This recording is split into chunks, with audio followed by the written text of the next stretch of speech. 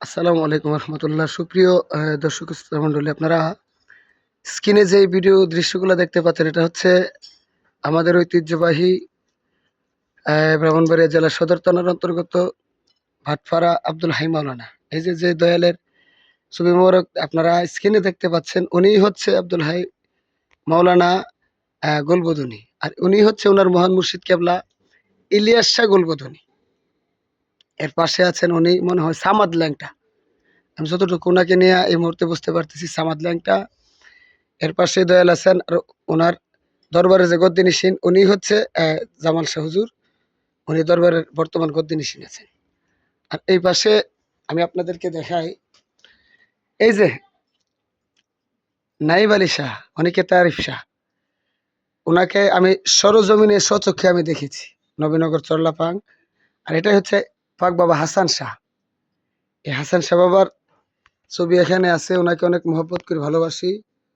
তো এই যে আপনারা দেখছেন, এই ছবি মুবারক হচ্ছে ইলিয়াস শাহ গুলবদনী, আব্দুল হাই মাওলানা গুলবদনীর মহান মুর্শিদ কেবলা। এটা হচ্ছে হাসান শাহ বাবার ছবি। এটা হচ্ছে নাইব আলী শাহ, হাজানগর জিনার মাজার শরীফ আছে। এটা হচ্ছে সামাদ ল্যাংটা,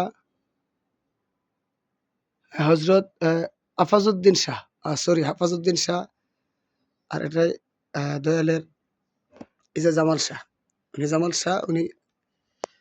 তো আসলাম, এদিকে যাচ্ছিলাম জিয়ারতে। তো এদিকে আসলে এখানে জিয়ারত তো না করলে নাই হয়। মালিক যেন এই হক্কানি মেহবুব আল্লাহর অলিদের দ্বারাই আমাদের এই মুর্দা কলবকে যেন মদিনাওয়ালা রায়না বানিয়ে দেয়। হ্যাঁ, সকলে ভালো থাকবেন, সুস্থ থাকবেন। আসসালামু আলাইকুম। ওই আমি মরি রে,